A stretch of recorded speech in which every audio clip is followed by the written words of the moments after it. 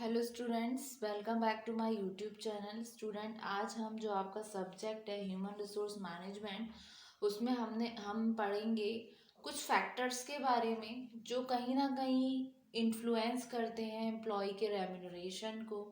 ठीक है, ऐसे कौन कौन से तत्व हैं, ऐसे कौन कौन से कारक हैं जो प्रभावित करते हैं एम्प्लॉय के रेम्यूनरेशन को, यानी कि एम्प्लॉय के पारिश्रमिक को। ठीक है, तो वन बाय वन हम इसको हेडिंग्स के थ्रू डिस्कस करेंगे।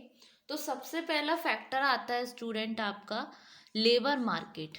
ठीक है, सबसे पहला जो फैक्टर आता है वो आता है लेबर मार्केट। लेबर मार्केट कैसा फैक्टर है जो इन्फ्लुएंस कर रहा है एम्प्लॉय रेम्यूनरेशन को? जो डिमांड होती है सप्लाई ऑफ लेबर के रिगार्डिंग, वो इन्फ्लुएंस करती है वेज और सैलरी फिक्सेशन को। क्योंकि जो लो वेज होता है वो फिक्स्ड हो सकता है, ले जब जो सप्लाई ऑफ लेबर है वो एक्सीड्स हो, जो लेबर की सप्लाई है वो ज़्यादा हो डिमांड से, तो सिचुएशन में एक हायर वेज पेड करना होगा जब डिमांड एक्सीड्स हो सप्लाई से। उस सिचुएशन में क्या है, जैसे सपोज कीजिए मार्केट में किसी चीज़ की ज़्यादा डिमांड है, जैसे फ़ोन्स की, आईफोन्स की डिमांड ज़्यादा हो रही है। तो सिचुएशन में जो ऑर्गेनाइजेशन है, अगर डिमांड ज़्यादा हो रही है सप्लाई से, मतलब सप्लाई उतनी चीज़ें मैन्युफैक्चर नहीं हो पा रही, तो सिचुएशन में क्या है, जो डिमांड ज़्यादा हो रही सप्लाई से in case of skilled labour, तो सिचुएशन में ये एक से फैक्टर हैं जो एम्प्लॉय रेम्यूनरेशन को इफेक्ट करते हैं। ठीक है, तो एक पैराडॉक्सिकल सिचुएशन आ जाती है जो प्रिवेल करती है हमारी कंट्री में, जहाँ पर एक्सेस वे में अनएम्प्लॉयमेंट है, लोग अनएम्प्लॉयड हैं। तो जहाँ यहाँ पर शॉर्टेज हो जाती है टेक्नीशियंस की, कंप्यूटर स्पेशलिस्ट की और प्रोफेशनल मैनेजर्स की। ठीक है, लेकिन दूसरी तरफ अनस्किल्ड लेबर जो है वो अवेलेबल है एक प्लांटी में, मतलब बड़ी बल्क में। तो इस तरीके से लेबर मार्केट भी एक फैक्टर है जो एम्प्लॉय के रेम्यूनरेशन को अफेक्ट करती है। तो demanded demanded for and supply of labour influence wage and salary fixation. A low wage may be fixed when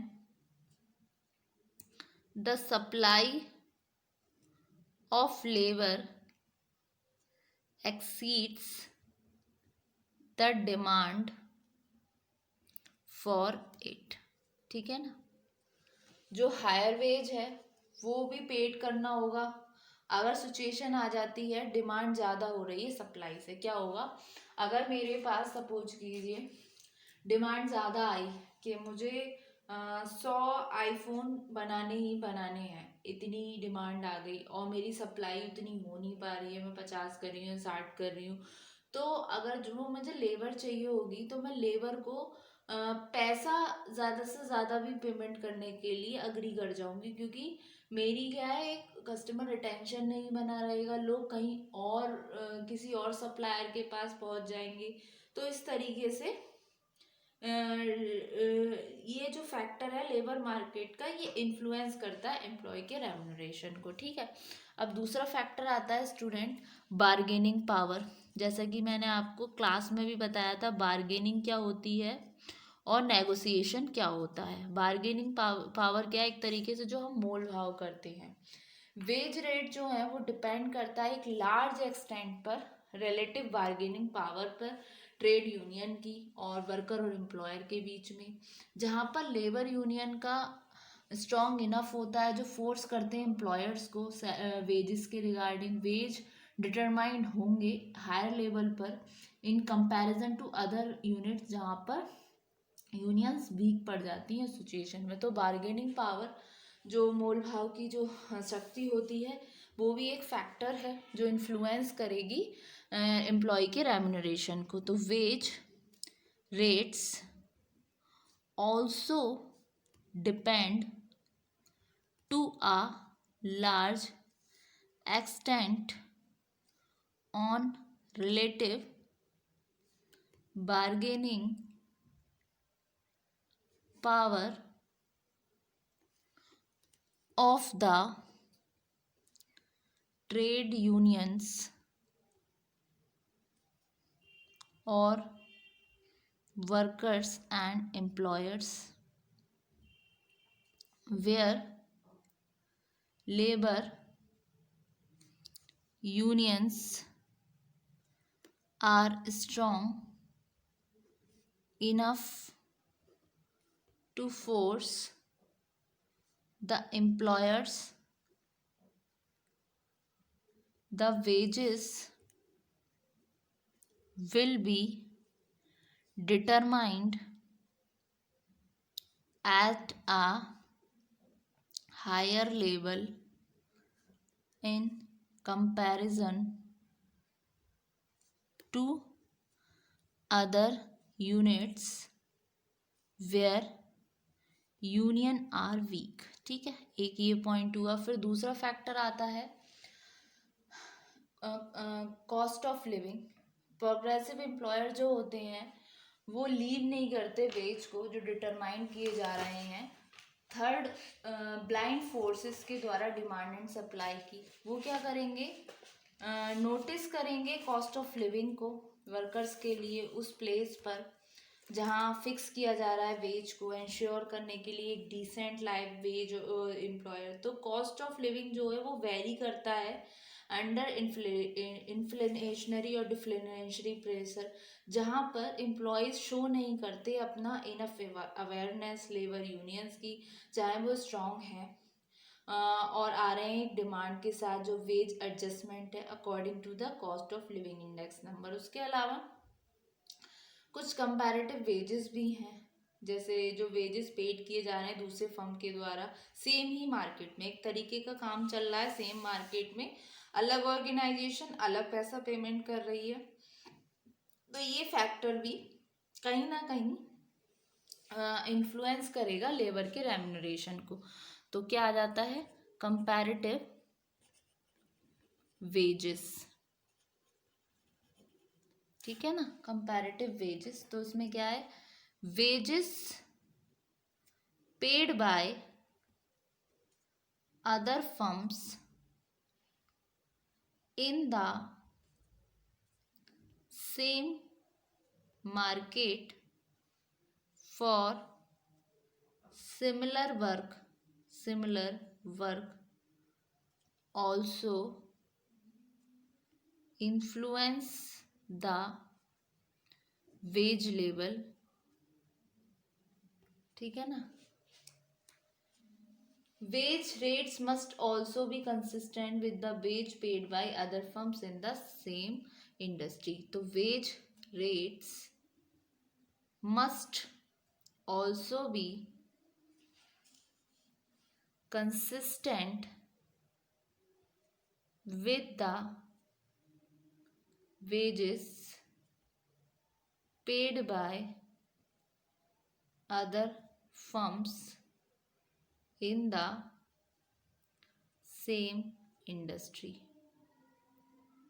फिर आ जाता है स्टूडेंट गवर्नमेंट की कुछ पॉलिसीज़, बारगेनिंग पावर से लेके एम्प्लॉय वर्कर की, ये इनफ नहीं है कि ये इंश्योर कर सकें फेयर वेजेस को सभी इंडस्ट्रीज़ में। गवर्नमेंट उस सिचुएशन में इंटरफेयर करती है जहाँ पर वो कुछ रेगुलेट करती है वेज रेट, जो गारंटीड करती है minimum wage rate in the order to cover the essentials of a decent living.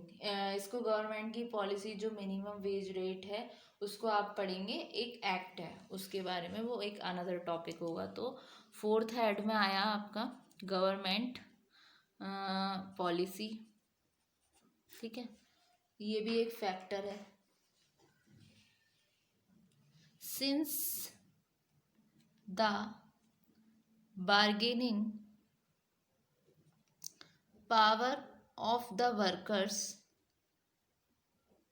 is not enough to ensure fair wages in all industries. The government has to interfere in regulating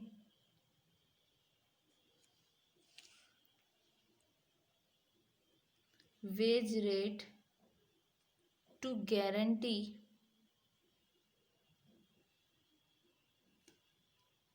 minimum wage minimum wage rates in order to cover the essentials of a decent living. ठीक है. Next fifth point, goodwill of the company. जो company की goodwill है, यानी कि जिसको हम हिंदी में बोलते हैं ख्याति, गुडविल ऑफ द कंपनी. जो फ्यू एम्प्लॉयर्स होते हैं कंपनी के, जो फ्यू एम्प्लॉयर्स होते हैं, वो क्या चाहते हैं, एक एस्टेब्लिश करना अपने आप को एक good employers in the society. इस सिचुएशन में वो फिक्स करते हैं हायर वेजेस अपने वर्कर के रिगार्डिंग, जिससे वो अट्रैक्ट कर पाएँ ज़्यादा से ज़्यादा क्वालिफाइड एम्प्लॉयज़ को. तो a few employers want to establish themselves as good employers in the society and fix higher wages for their workers. It attracts qualified employees. ठीक है. तो ये हुआ आपके कुछ फैक्टर्स. फर्स्ट में आया लेबर मार्केट, सेकंड है आपका bargaining power, comparative wages, government policies और गुडविल ऑफ द कंपनी. तो स्टूडेंट एक बार इसको हम गो थ्रू करते हैं.